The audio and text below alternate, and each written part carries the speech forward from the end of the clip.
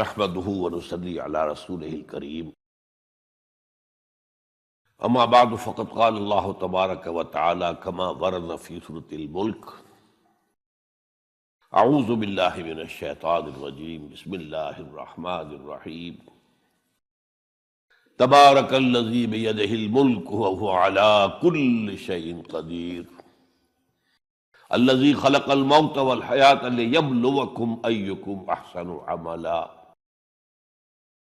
وقال عز وجل كما ورد في سورة الكهف إنا جعلنا ما على الأرض زينة لها لنبلوهم أيهم أحسن عملا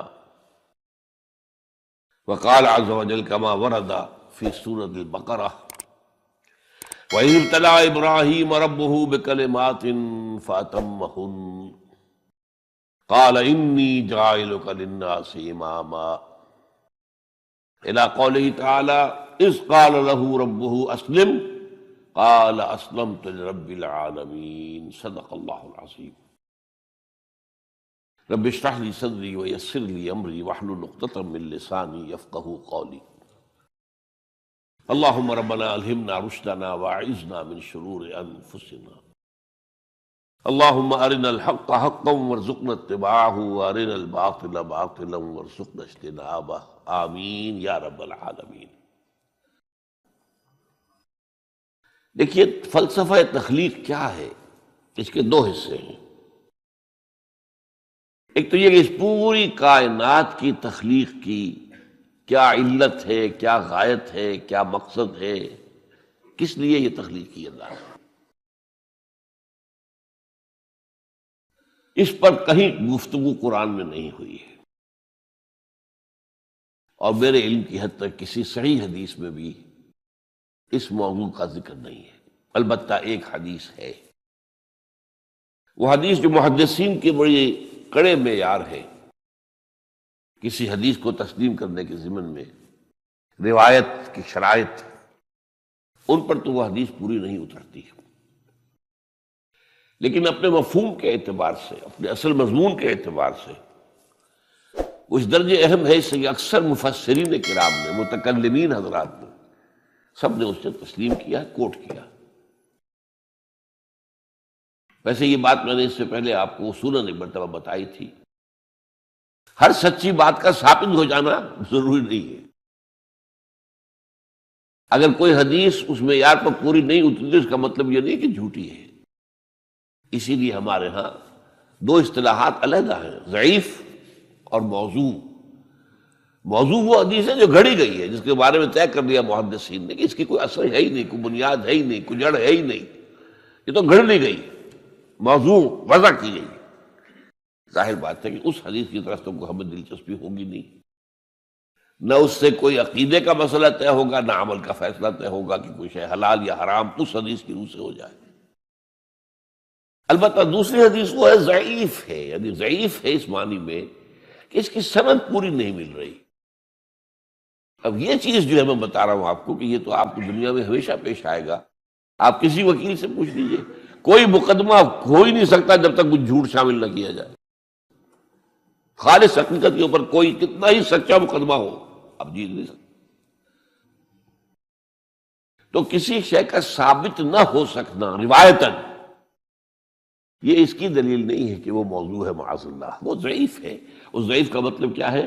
اس کی بنیاد پر کوئی عقیدہ طے نہیں ہوگا، اس کی بنیاد پر کوئی شرعی حکم نہیں بنے گا۔ باقی اگر اس میں کوئی حکمت کی باتیں ہیں، اگر اس میں کوئی ایسی چیزیں ہیں کہ جو ہمارے لیے قیمتی موتی ہیں علم کے، حکمت کے، تو اس کو اختیار کیا جائے۔ تو اسی طرح کی یہ حدیث ہے کہ، اور حدیث قدسی ہے، اور یہ واحد حدیث ہے کہ جو اس موضوع پر ہے، جو میرے علم کی حد تک یہ کائنات کیوں پیدا کی اللہ نے۔ تو حدیث کیا ہے قدسی؟ کنت کنزا مخفیا فاحببت ان اعرف فخلقت الخلق۔ میں ایک چھپا ہوا خزانہ تھا۔ اب آپ دیکھیے، جب کائنات ابھی نہیں بنائی تھی اللہ نے، اللہ تو تھا، ذات باری تعالیٰ میں ساری صفات موجود تھی، قدرت کاملہ موجود تھی، اس کا کوئی ظہور نہیں تھا، اس کا کوئی پہچاننے والا نہیں تھا۔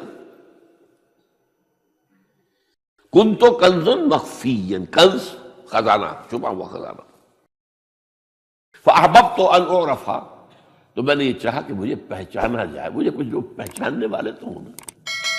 فخلقت الخلق، تو میں نے خلق کی تخلیق کی ہے۔ اب اس میں دو پہلو ہو گئے، ایک تو اس خلق کے ذریعے سے مجھے پہچاننا، کائنات کو انسان دیکھتا ہے تبھی تو عصمت منکشف ہوتی ہے اللہ کی، اس کی قدرت خلاقی دیکھیے، اس کی حکمت کا کمال دیکھیے۔ جیسے کہ ابھی سورہ ملک کی میں نے آیت آپ کو سنا، اس کے آگے بات کیا ہے کہ تم ذرا اپنی نگاہیں آسمان میں پھیراؤ، دیکھو کہیں تمہیں ہمارے اس تخلیق میں کوئی خلا نظر آتا ہے؟ پھر دیکھو، پھر دیکھو،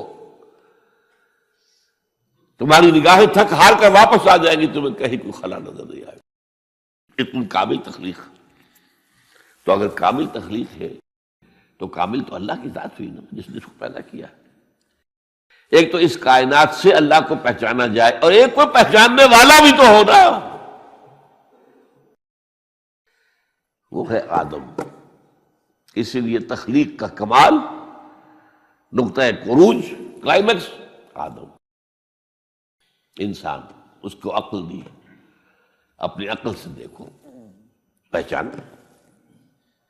یہ اصل میں امتحان کا معاملہ ہوا ہے کہ جہاں تک تو ہے تخلیق کلی کا تھا سوال، اس کا تو اس کے سوا کوئی ہمارے پاس کوئی اور جواب ہے ہی نہیں، بس سیدھی سی بات۔ یہ حدیث قدسی کہ کنت کنزا مخفیا فاحببت ان اعرف فخلقت الخلق۔ ہاں، اب اس میں حیات دنیاوی کا مقصد کیا ہے؟ یہ جو انسان کی زندگی ہے یہ کوئی 30 40 50 60 70 80 برس کی نہیں ہے۔ ہم پچھلے دنوں وہ احادیث پڑھ چکے ہیں اور وہ آیات قرآن مجید ہیں جن میں کہ انسانی زندگی کے 5 ادوار میں نے گنوا دیے آپ کو۔ پہلی تخلیق ہوئی تھی صرف ارواح کی شکل میں، بدن نہیں تھے، وہ پہلی زندگی تھی ہماری۔ پھر ہمیں سلا دیا گیا، کولڈ سٹوریج میں رکھ دیا گیا، پھر اس دنیا کا سارا نظام مادی بنا اور اس میں تخلیق آدم ہوئی مٹی سے، تو پھر وہ آدم کی روح پھونکی گئی، یہ دوسرا دور آ گیا۔ اب آدم ہے، روح آدم جمع جس میں آدم، پھر ان پر موت آئی، پھر جلایا جائے گا اور پھر ہمیشہ کے لیے رہیں گے زندہ۔ تو کیا ہے یہ زندگی آپ کے خیال میں؟ یہ 50 60 70 سال یہ چھوٹا سا ٹکڑا ہے البتہ۔ اسی کو اقبال کہتا ہے نا، تو اسے پیمانہ امروز و فردا سے نہ ناپ، جاویداں پہم دواں ہردم جواں ہے زندگی۔ یہ کوئی 25 30 60 70 سال، ان میں سے بھی کیا ہے، کافی بڑا حصہ تو گزر گیا، شعور ہی نہیں، ابھی فہم ہی نہیں، سمجھ ہی نہیں، اور ایک خاص عمر کو پہنچنے کے بعد پھر معلوم ہوتا ریورس گیئر لگ گیا کہ لا یعلم من بعد علم شیئا، جو کچھ سیکھا پڑھا تھا وہ بھی گیا، اب تو وہ میموری ہی ختم ہو گئی۔ لہذا تھوڑا سا وقفہ ہے، 40 50 سال بس کریے میکسیمم۔ نہیں، انسانی زندگی یہ نہیں ہے۔ تو اسے پیمانہ امروز و فردا سے نہ ناپ، جاویداں پہم دواں ہردم جواں ہے زندگی۔ اور ایک عجیب مصرع ہے اس شعر کے اندر، اس غزل کے اندر ہے، کبھی جاں اور کبھی تسلیم جاں ہے زندگی۔ اس کو بہت کم لوگ سمجھتے ہیں، تسلیم جان کا کیا مطلب ہے؟ اس وقت تو میری زندگی چاہے میری جان کے حوالے سے زندہ ہوں نا، میں ہے کبھی جاں، اور اگر میں اللہ کی راہ میں گردن کٹوا دوں تو جان دے کر جو زندگی ملے گی اس سے جیسے تو آپ کو زندگی ہو ہی نہیں سکتی۔ تسلیم جاں، جان دے دینا۔ وَلَا تَقُولُوا لِمَن يُقْتَلُ فِي سَبِيلِ اللَّهِ أَمْوَاتٌ بَلْ أَحْيَاءٌ وَلَٰكِن لَا تَشْعُرُونَ۔ اور پھر اس میں شعر آتا ہے آخری علامہ اقبال کا، الزم ہستی سے تو ابراہ مانند حباب۔ آپ اندازہ کیجئے، یہ کائنات ہستی، یہ تو پیسیفک اوشن سمجھیے، الزم ہستی سے تو، اب تیری حیثیت کیا ہے؟ حباب، جیسا سطح سمندر کے اوپر یہ بلبلے ہیں، بس ہماری حیثیت اس کے سوا تو کچھ نہیں۔ عظم ہستی سے تو ابھرا ہے مانند حباب، اس نیا خانے میں تیرا امتحان ہے زندگی۔ یہ جو دور ہے ہمیں دیا گیا ہے زندگی کا، یہ جو ہے اس زندگی میں سے کاٹ دیا گیا کچھ حصہ۔ پہلا حصہ جو تھا وہ روحانی، اس کے بعد موت آ گئی، پھر وہ زندگی آئی جو اس دنیا کی ہے، پھر موت آ جائے گی۔ ان دو موتوں کے درمیان ایک زندگی یہ ہے، اور ایک پہلی موت سے پہلے بھی زندگی تھی، اور دوسری موت کے بعد کی زندگی، 5 ادوار پھر میں گنوا رہا ہوں آپ کو۔ اس حوالے سے جو مقصد حیات ہے دنیاوی، وہ ہے امتحان۔ اس لیے میں نے وہ آیات آپ کو سنائی، تبارک الذی بیدہ الملک وہو علی کل شیء قدیر الذی خلق الموت والحیاۃ لیبلوکم ایکم احسن عملا۔ اس نے یہ موت و حیات کا سلسلہ کیوں پیدا کیا؟ کیوں یہ دو موتوں کے درمیان یہ چھوٹی زندگی علیحدہ کر دی اور ان زندگیوں سے علیحدہ کر دیا جو پہلے تھی اور بعد میں آنے والی ہے اور جو ابدی ہے؟ خلق الموت والحیاۃ لیبلوکم ایکم احسن عملا، یہ امتحانی وقفہ ہے تمہارا، وہ تمہیں آزمانا چاہتا ہے۔ بلا یبلو، اسی سے ابتلا کا لفظ بنا ہے، باب افتعال، امتحان لینا، اس کو آزمانا۔ لیبلوکم ایکم احسن عملا، تاکہ اللہ جانچے تمہیں، پرکھے کون ہے تم میں سے اچھے عمل کرنے والے۔ پھر یہی بات جو ہے بہت اور شاندار انداز میں سورہ کہف میں آئی ہے، انا جعلنا ما علی الارض زینۃ لہا لنبلوہم ایہم احسن عملا۔ اس زمین پہ جو کچھ ہم نے بنایا ہے اس کا سنگھار ہے، زینت ہے۔ کھیتی لہلہا رہی ہے، آپ دیکھیے کاشتکار کا، کسان کا دل جو ہے باغ ہو رہا ہے کہ نہیں؟ اس کی محنت، اس کی بہت بڑا محل آپ نے بنایا، بہت اچھا لگتا ہے آپ کو، وَمَسَاكِنَ تَرْضَوْنَهَا۔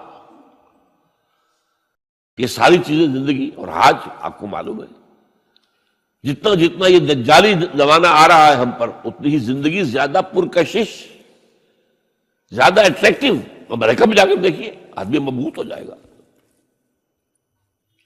فرمایا ہم نے اس کو، اس کی آزمائش اور زمائش بنا دیا ہے، لنبلوکم ایکم احسن عملا، ہم تمہارا امتحان لینا چاہتے ہیں کہ اس کے حسن کے گرویدہ ہو کر رہ گئے یا نہیں، ہمارے جلال و جمال سے اپنا تعلق قائم کر کے ہمارے طالب بنے، دنیا کے طالب نہیں بنے۔ یہ امتحان ہے۔ رخ روشن کے آگے شمع رکھ کر وہ یہ کہتے ہیں، ادھر جاتا ہے دیکھیں یا ادھر پروانہ آتا ہے۔ یہ امتحان ہے۔ رخ روشن اللہ کا ہے، اور یہ ایک سراب ہے، لیکن ہے بہت کشش والا۔